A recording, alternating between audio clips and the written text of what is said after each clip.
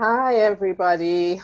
How are you? This is Grace Between Races. We are here with Hilary and Isaac Rodriguez again. But before we go on with that, with introducing and they speaking, I will just read out the intentions and you know, introduce Grace Between Races. Here we hold space for raw, honest conversations where we can express our experiences, and our visions and intentions are to empower ourselves and others by focusing on the possibilities of what feels good for each and every one of us.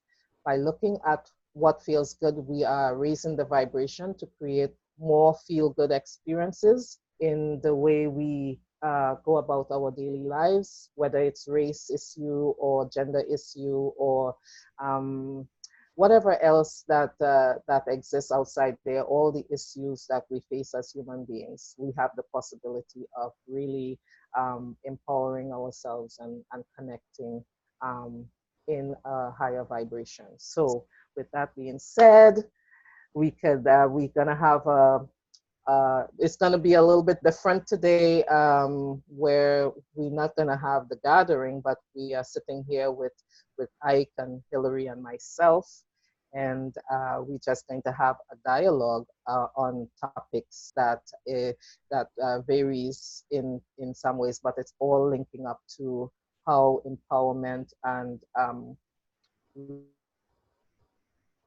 really empowering ourselves and focus could affect have been traumatic in race issues or gender issues or whatever else, the poverty issue, whatever else that exists outside there, because we all dealing with something. And at this point, from my perspective, and I feel it's coming from, I could feel the same for Hilary and I, that we all want happiness at the end of the day, joy, and it's all coming from love, the same spirit of peace. So I will give them their space to speak, and here we go. Thank you, Anne. You're welcome. It's it's been a little while since we've had our last talk. It was 3 weeks ago that Ike joined us, and we were talking about mindset and how that is affected by race and class as well, and how to shift that. And you shared your experience, how you shifted your own mindset around your class and around finances, and how that was informed by your experience.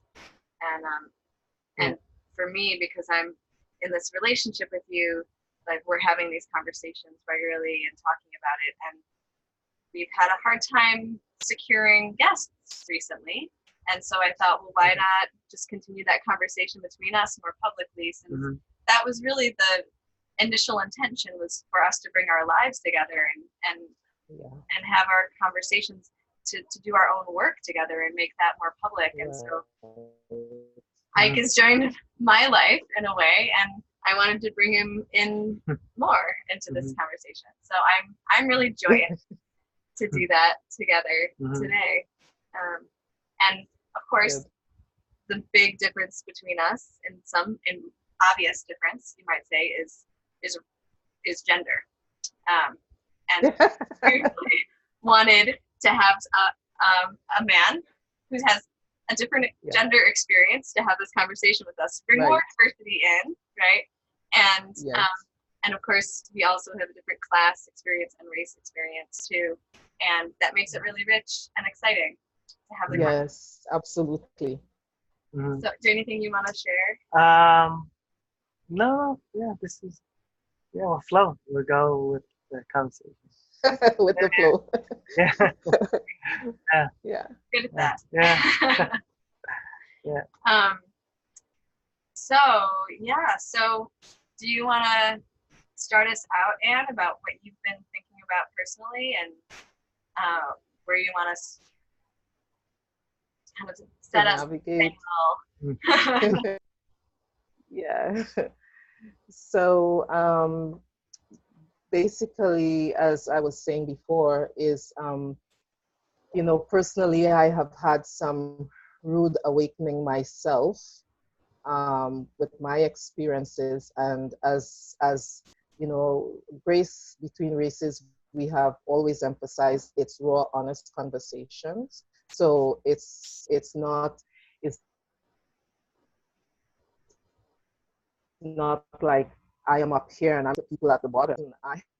I'm a single mom. I am dealing with everything everybody else is dealing with in probably in slightly different ways.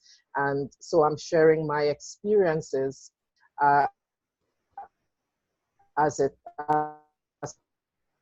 unfolds, because all life is unfolding. I'm not here today, so I'm evolving as I go along. And so as the changes happen, I have to unfold it based on how I perceive it and how I experience it. And so this is what growth is about. This is what shift in consciousness is about. This is how change comes about and how we create our reality. And this is what I was explaining to Hilary and Ike before, is that for me at this point, empowerment is very potent. It's very important, because the way I see it is empowering myself and people to an understanding that we are creating, whether we want to or not, whether we are conscious of it or not. So whether we are creating negative things or we are creating positive things, we are creators. So we can't just hop out. Once you're a human being, you're part of the creating process.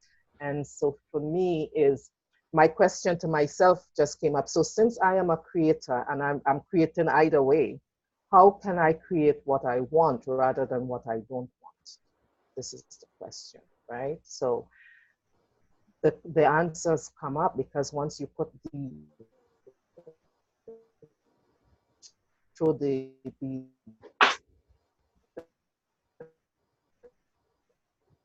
question outside there, but that whenever I was in a situation that was really harsh, and I was looking for something, something always showed up.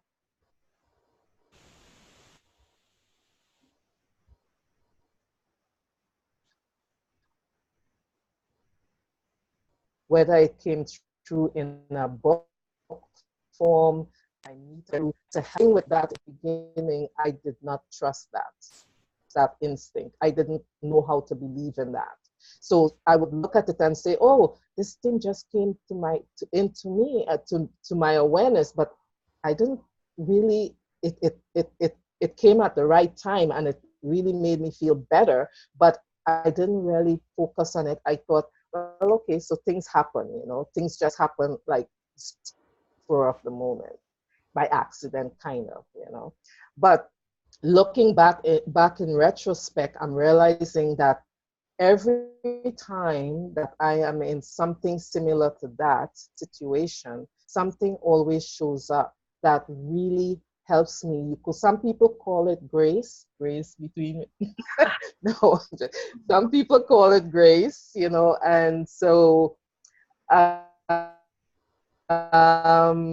yeah, something always came up and showed me, this can help you to get level, or take these steps, or maybe see things from this angle. It caused some kind of shift, and through that shift, some kind of growth come up. So I'm realizing one. Yes, sorry about that little pause in the message there, because we had some technical problems, so we just came back. If it seems a little bit off, okay.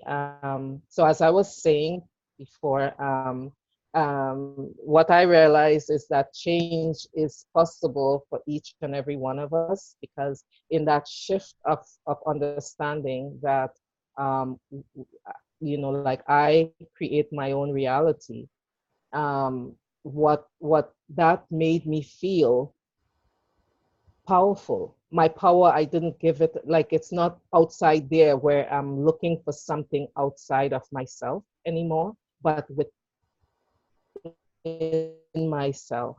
And so I realized after noticing that every time I really needed something, it showed up, I started to trust it, within myself. And so I'm offering this to everybody.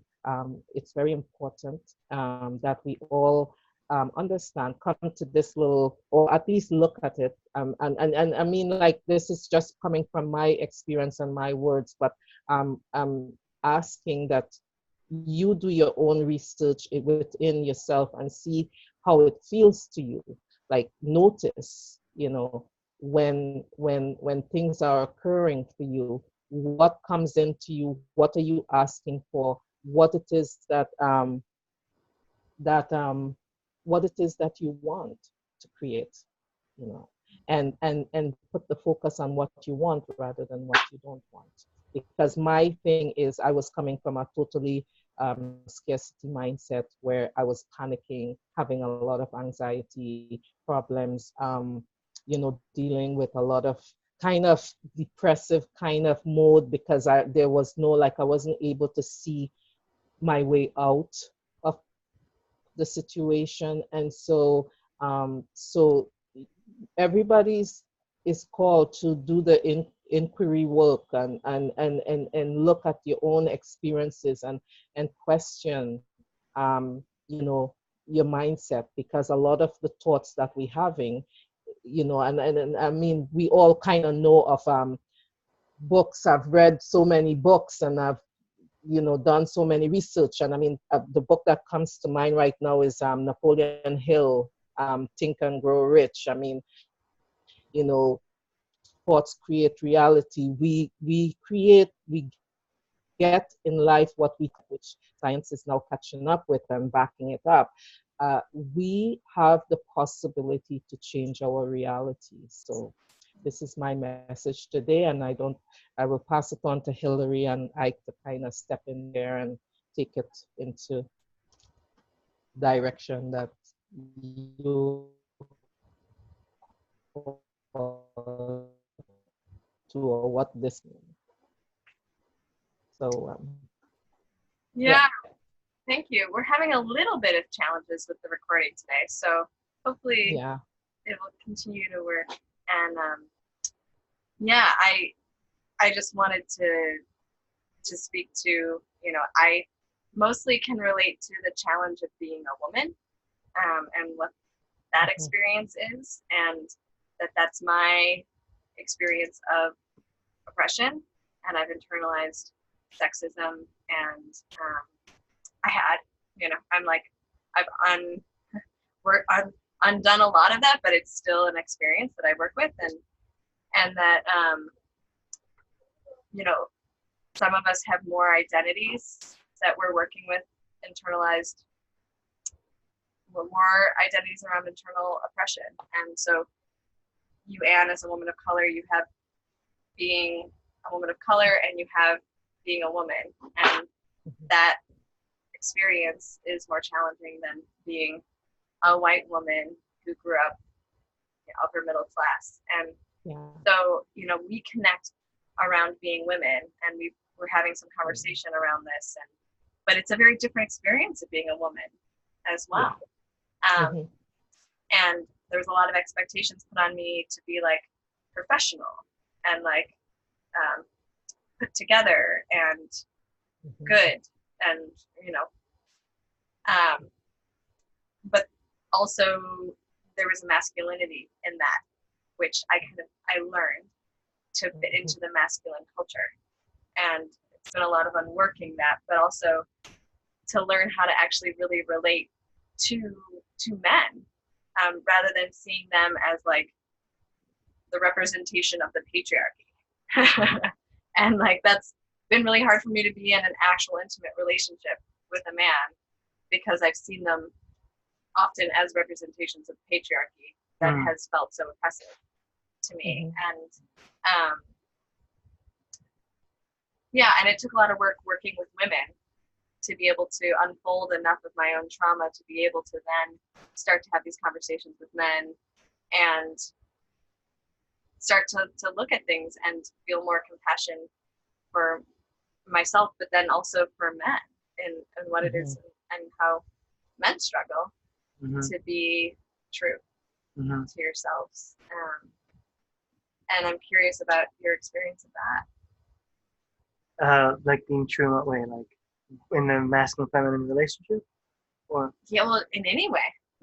Just being able to be yourself as a man in this world beyond the ideas and concepts and expectations that maybe were put on you. Yeah. And how race plays into that as well. Yeah. Yeah, well, like, that's something, because, we're all trying to be in harmony within ourselves, the masculine and feminine energies. So, and, so I grew up Latino, so yeah, that's very machismo. That's the word machismo. So it's a lot of that there. Yes. And I was, sometimes they would think I was gay because I was actually more balanced, and I respected women more. I had more open-hearted expression of beauty and stuff like that. I had quality. I took, whatever I created I created, so it was quality, and I took care of it, and that was seen as feminine too. So that whole deal. But then, then you come to places like where I am now, where the masculine and feminine, it's a little different. It's even hard. It's different. It's like, a lot of super machismo, like brawn energy, and then so there's things like that I'm seeing going on now, where also there's a lack of respect too of of the masculine and feminine. So then the feminine is not receiving from the masculine, so they turn to manipulation and games, and then there's a lot of that going on, and then there's a lot of frustration going on.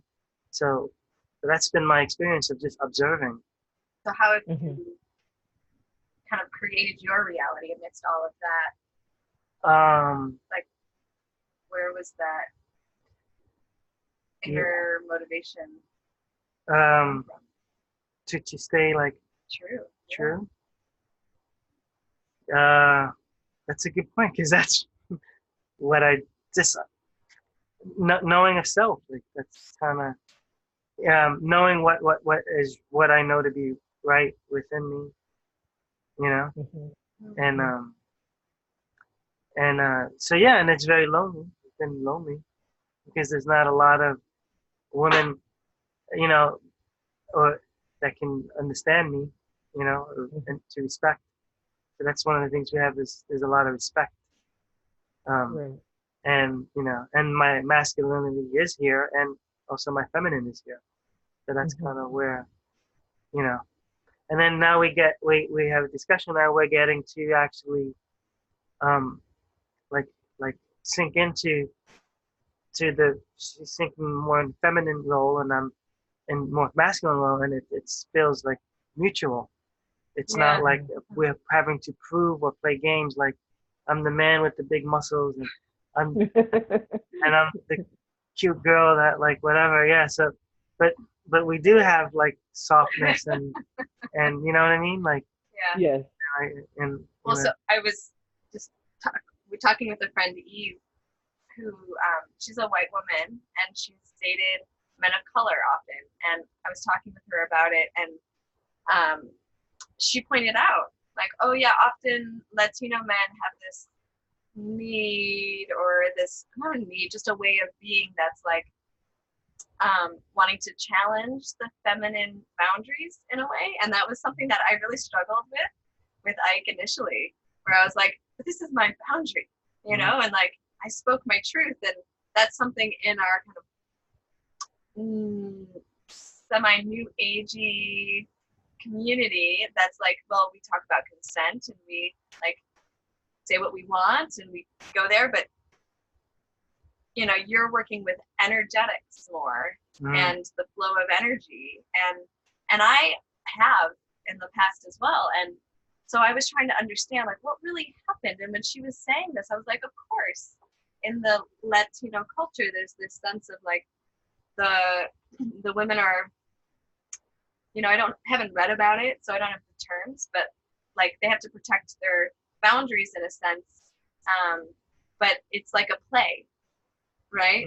And so the man like challenges that boundary because they want them to challenge the boundary and to move through it. And I've noticed I'm playing into this kind of dynamic too. And I'm like, this is not what I experienced in past relationships, really. Like I experienced often being the more forward one, often sexually even. And but there is that in me too. And it's, I don't want to even say like good or bad. It's just what is there. And that actually we can play with that energy more around submissive and dominance and yes and no, and but make it more conscious. And we did this ritual actually on your boat that was working with the yin and yang or Shiva and Shakti energy and realigning that within ourselves individually so that we could come into our sovereignty separately and then meet each other with an alignment with the earth and with the cosmos and the infinite. And then it was really magic what happened after that, and honoring our limits and honoring our challenges and honoring what it is that we actually want and articulating those things as best as we could in that moment and allowing it to unfold more naturally through the energy, but also creating the space for sharing and mutual sharing that was laid out and was clear and structured. So yeah, it takes the structure and the flow, right? And we both have structure and flow. Everyone has that capacity, and it's just as much as we can be conscious of how we're creating structure and allowing the flow to move, the more we can experience what it is that we want, probably. That's like my experience of it. But then there's this whole structure of like capitalism and white supremacy and whatever words we want to put onto it that limit the flow of truth, the flow of grace, the flow of love in our lives, and money becomes this ideal, and abundance isn't understood except for in the financial concept construct. And so, you know, it's like we have to do the work of breaking down what the structure is of this society that we grew up in and how we got limited within that and put in boxes. And the boxes look really different. Like my box as an upper middle class white woman looked like, you know, professionalism and like a big house and blah, blah, blah. But I had to do the work to break that down so I could actually experience love and experience my body and experience true connection and intimacy with all sorts of people. So that's a nice big water bottle you got there. It's showing up, huh? Yeah, it's like half the screen. There we go. It's nice color. I'm like, what is that green that's showing up? I can't understand, but I don't want. It's refreshing looking. Oh my God. So yeah, so But that's quite interesting what you guys were saying. Like, what I'm noticing is that, you know, you guys, what it is you're wanting in your reality and how to shape that in your own unique way. And I think that's beautiful because each person is, we all being called, and we are in a dynamic time here right now on this planet where we having to create realities where haven't been defined in the past, new ways of relating, new ways of communicating, new ways of creating relationships, creating careers, creating, just new ways in general. And this is precisely the thing, because if we have, if we keep on doing the same thing over and over, we're just going to end up getting the same results. So this is beautiful what you're just saying. It's like, how are we defining our relationship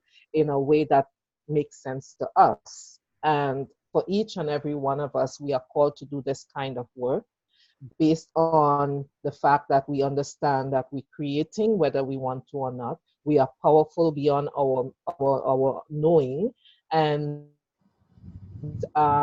we have the power to create what we want. But the thing is, what do we want to create? So this would be my question to you guys, is like, so what does that reality look like in a flash? You don't have to go through all the thing, but because I know it's just a 1 hour per call, but just see if you could define what would that look like in you guys, what would that reality look like for you if you already were there, Do you want to share? What would it look like? Yeah. We were there. I think we're here. What would that relationship look like? What I feel that. Yeah, I feel like right here, right now is pretty awesome. Like we just had this experience. Yeah. Yeah, like, yeah.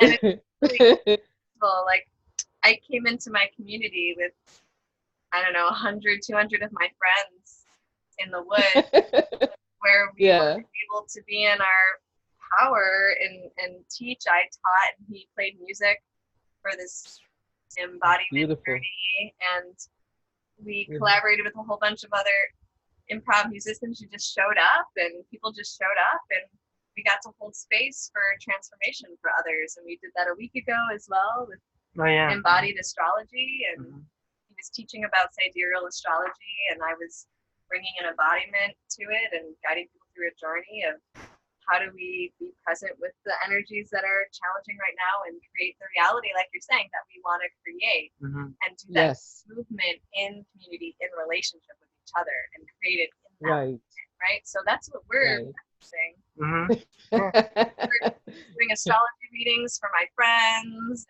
and for this community, and helping them to realize that too, and to step up and step in, and then showing them the sky through his telescope, and expanding their frame of reference. Right. So we had just a really fun time. Yeah. Yeah. That's really nice, because it reflects on your smile and everything. So that's awesome. That's the space that you want to bring in more of that, Yeah.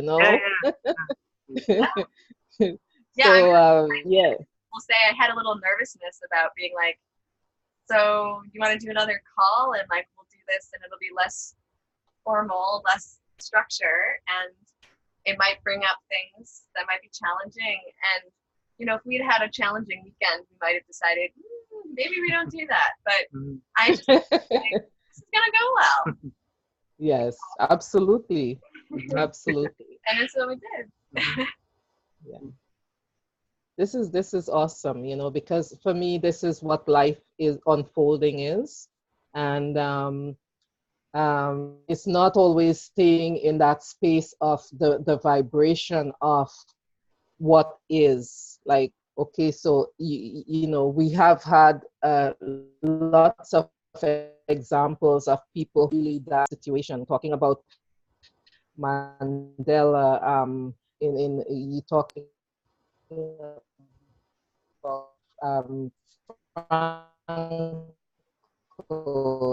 in the Jewish Nazi war and situation, they were able to above the situation, even though they were surrounded by a lot of violence and a lot of hard stuff. So this is the thing. I mean, if a shift in consciousness could cause one to survive under those kind of conditions with their mental state intact and all of that, and actually come back out to teach us a lot about reality of life and what life is, then our thought process have a lot to do with how we experience any situation. Mm-hmm. Putting it on what is wanted and not what on not focusing on what is unwanted. And this is where I'm at right now, is practicing, because my work is a practice right now, is practicing what I preach, basically. Practice putting my attention on not the what is, but what I want it to be. Mm-hmm. Yeah. Does that make sense? Yeah. Yeah, definitely. That's the spiritual journey in a big way. Spiritual journey. Yeah. Like receiving power of thought, some visions and intentions that come from beyond us, that are part of the collective, ideally, right, that don't ego, and being able to resonate with that vision and hold space for that vision to manifest. Right. This mysterious process, but there are actual stages. But I think different people do different things in order to manifest. I don't think it's like, oh, this is how one manifests, right? Like there's so many ways to do it. I've seen steps, and some that's helpful. But I think we all have to learn our own way. And for me, that comes from movement and sounding often, rather than kind of writing it all down sometimes, or just have ways. So it's good to like be in a constant exploration of that.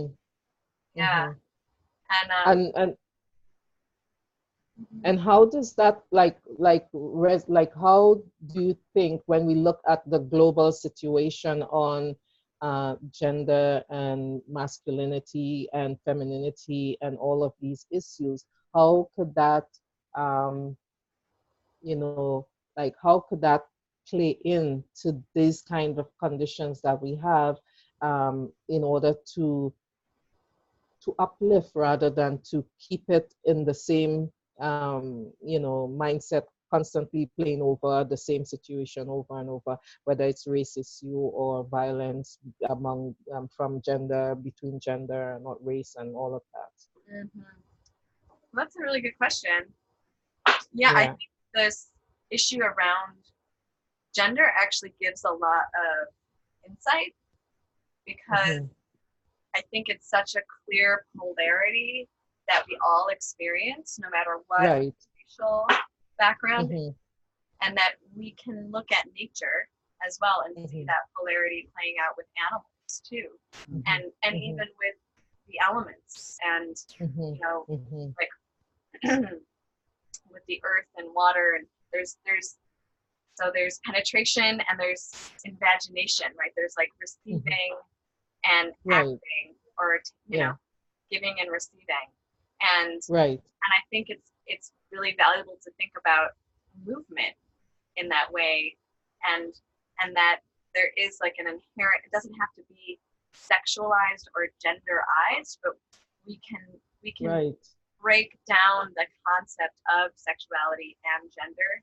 by looking at actions and roles, rather than saying, okay, so this person has a penis, so they're always a man, and that looks like this, and that person does this. Which is like blending sexuality and gender together. And we do that with all sorts of things. Like we do that with race, where you think, oh, well, that person's Black, so they've got to be good at playing basketball or whatever. Right, exactly. Stereotypes, or they're a criminal. So instead, can we all experience the wholeness of life through the elemental reality of being, and that we are water, we are fire, and we are air, we are earth, and those elements transform and change all the time. But sometimes they're more active and sometimes they're more receptive. And right. For us too. So let's explore that and then notice our habits and our patterns and how they show up in relationship with each other, and how our minds are creating the patterns through our belief structures that were given to us by our parents and by our society and all of that. And it takes a long time to really see all of that and align with a sense of beingness and self that's beyond that, and then to feel the kind of rub, the difference, the triggers, the trauma, in a sense, between what I was told and when I make the choice to kind of maybe not do something or do something, and the pain, the trauma that arises because of that choice. And it might arise because we make the best choice we ever made, and we experience the most blissful experience ever, and then all the pain comes up and it's like, well, what's that about, right? But it's because we're safe, finally. And the experience, the maybe you might say feminine experience, more imaginating, more internal, more receptive experience of emotions and sensations can arise, and we can fill ourselves with that, and then we can release it, purge it, let it go, give it to the earth, and can create more space to then fill with the visions, penetrate ourselves, penetrate that space within us with the vision of what it is we want to create, and then take action from that place. So that's what I do with Moving in Grace. And it's not, not focusing on gender. Yet I think there can be this exploration around gender fluidity in that space where, and I sometimes do that, where we do an embryological journey and we go to this place of being androgynous before our sex or organs, reproductive organs differentiated, and we just had gonads that were connected to our kidneys, and just feel that energy there. Be like, that's different.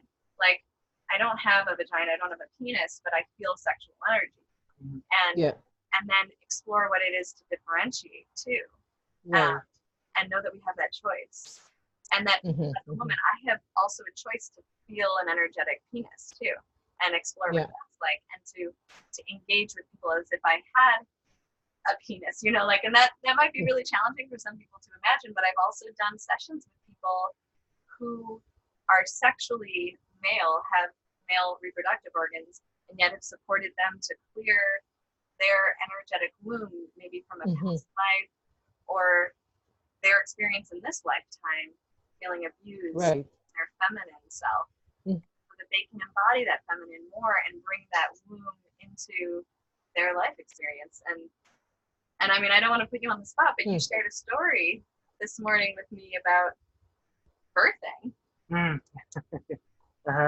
Having a spiritual, like birthing yourself. And that was really moving for me to hear.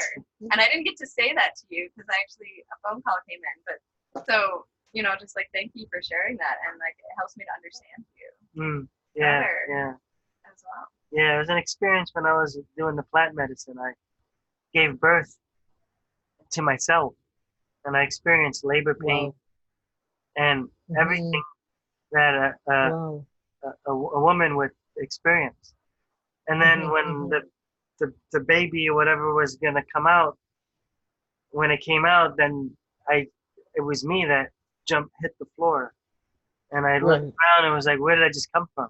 And I had spiritual rebirth.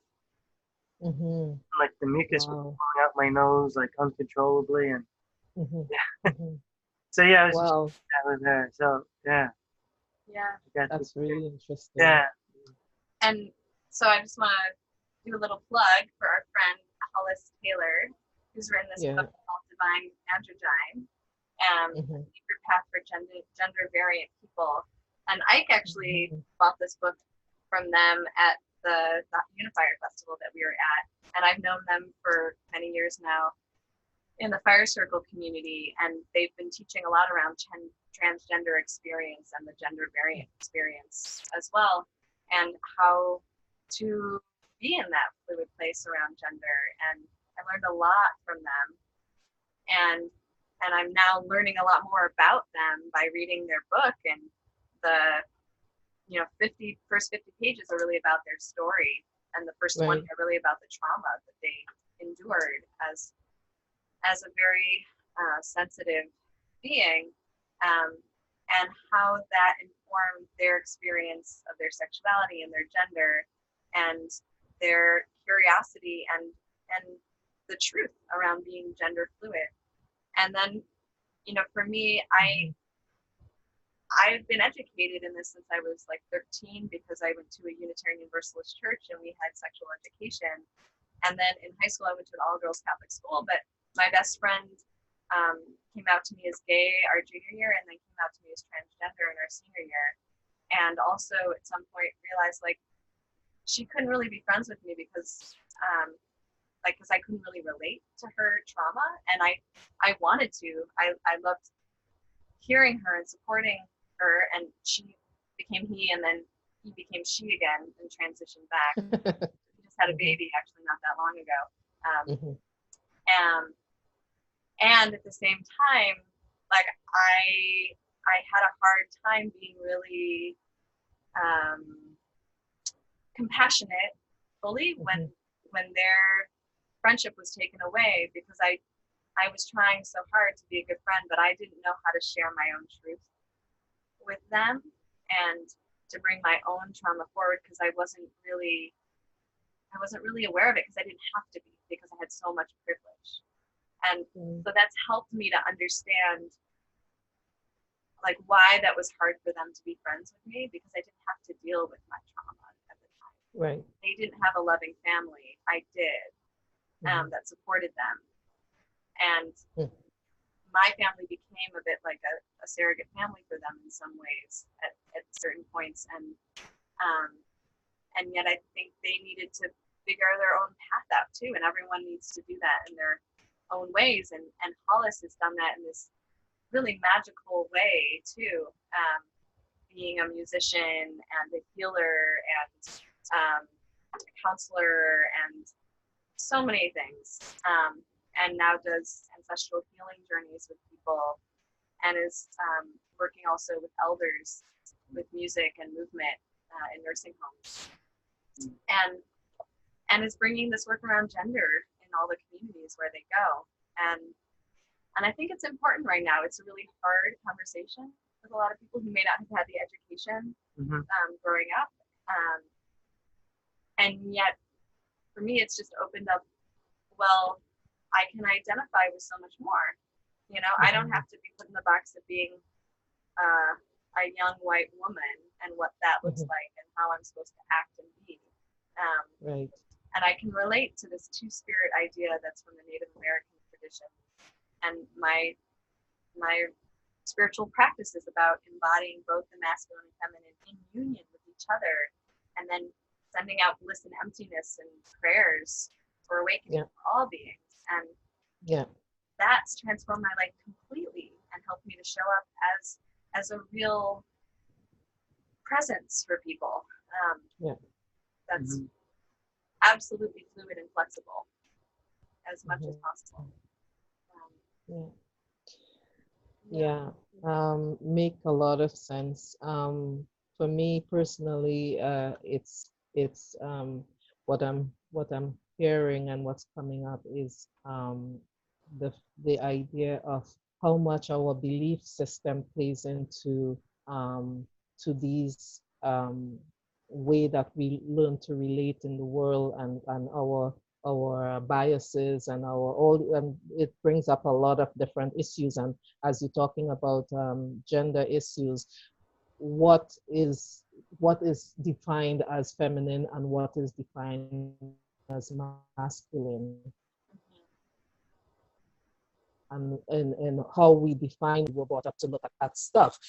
And if we don't come within ourselves and reassess all these stuff, we are just carrying stuff from the past from our either our parents or from the culture or whatever, that is it, that have all kinds of messed up ideas about the reality of stuff. So it's very important for us to re-look at the become aware of all those little plays that's showing up, and we perhaps might be seeing things in one way, but but deep down know that it's not really that, and including race issue, because this whole thing about race issue, which is projected in so many different ways, is so like blown way out of proportion, and is really misaligned in so many ways. Because for me personally, as a human being, if I were to um, if I were to do something to somebody based on the fact that if I were to do something mean to somebody based on the fact that they weren't the same color as me, or they're coming from a different culture, deep down within my core, I would know that that is something wrong to do. And for me, that core vibration is much more important for me to listen to, rather than listening to some voice that's in my head from the past, or some idea that I have about a different culture or whatever. So it's these thoughts that we have that is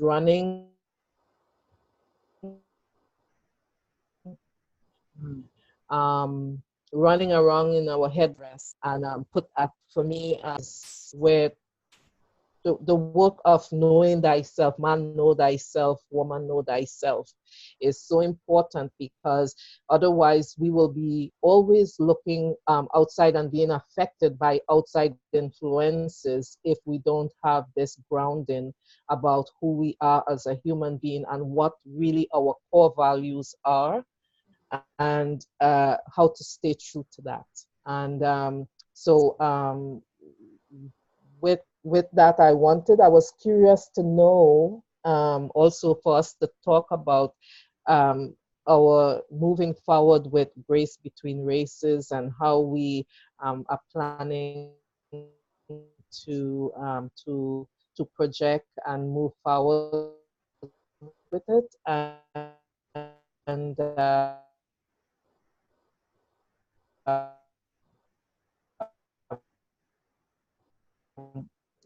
with it. So can Huh. Yeah. okay. We're now recording again. So Unfortunately, we've had a challenge yes. with this because, for whatever reason, the internet is challenging. But Anne and I are moving forward with Grace Between Races to help make it more sustainable, so that this hopefully will happen Yes. less, and we'll have better connection, and Anne will have more stability in connectivity. So I just Yeah. really think that what you're bringing to the world, Anne, is really important, and that your Right. leadership is really essential right now. And I've Yeah. seen you blossoming over these last 6 months, and gotten to know you so deeply. And we've only been together once, but in that time, I've felt this incredibly deep friendship, and your leadership and support as a healer in this world has been so incredibly powerful for me. And Mhm. and I want to support you to bring in the resources that you need in order to get the computer fixed, so that we can do these conversations with less interference, and that you can also be more fluid and flexible and in your leadership in all aspects of your life as well Right. as this group in Grace Between Races. So we are doing a fundraising campaign, and we'll talk a little bit more about that. But I am just so thrilled that you're interested in moving forward with Grace Between Races, and kind of taking the helm a bit more as I'm stepping back to be a chaplain full time starting in August. And so we're in this fluid place in the summer here, where people are just wanting to spend less time inside and online, and That's what's happening. Yeah. and we are Yeah. too, of course. So but we want to also sustain the work and prepare for what's to come next. And so if you want to share a little bit about that, so people can hear more from your perspective, that would be great. Thank you very much for that nice, beautiful words that you put together for me there. I'm touched. Yeah, so I believe that the work is important. I think we all have something to bring to the table, and what we have to share may not be for everybody, but it could be for some people, and it could be life-changing for many people, you know. So we all here on this journey together, whether somebody agree with you or not. We all trying to be the best people that we could be. We have, and we are. we are. We are beautiful beings. We just need to understand that we are. And life experiences, you know, sometimes we say that life threw us a curveball, you know. But the curveball could always, they say, like some of the um, most transformative people in the world are the ones that suffered the most. They came into this existence with a lot of trauma and through a lot of stuff, and they rise above it to be some of the most life-changing people for other people too. And so with that, we all bring something to the table, and we have to honor that. It doesn't matter what color you are, or what background you're from, or what culture you're from. Everybody's voice is really valid, and it's important for people to know that they are valued, you know, in society. And so yeah, so for this work to continue, we just asking, well, with my computer, I just needed to be fixed in order to so that this kind of glitches doesn't happen, because then it becomes annoying, especially for the viewers. I know it would be hard to look at, you know, having to be, you know, interrupted every 2 seconds. So we just wanted to be more fluid, and things to work more with flow, you know, and so everybody could have the experience. Um, so yeah, so we have the fundraising is on Grace Between Races. You could connect to the link, and you could donate And whatever is we'll put it on the bottom possible. of this post as well, so that As well, yes. And yeah, and so yeah, so we could continue. And as far as Grace Between Races, the direction for, as we said, like I mentioned in the beginning, is on empowerment, and looking at topics, finding ways to work with that from that perspective on different topics, and to see how we could raise and elevate ourselves and other people and everybody to that point where everybody feels good within themselves. So this is my projection, my intention, you know. As Hilary mentioned before, she may be pulling back a little bit because she has some other involvement to get to. But that doesn't mean that she's not going to be around totally, you know. So and I just want to say thanks to her, and for all that she has offered to me in this friendship. I mean, we met in such a dynamic way, and this relationship, as she mentioned, has blossomed, and I feel such a deep connection with her. She's like my little sister, you know, and and yeah, so it's life takes you in directions, and you know, sometimes you just have to go with it.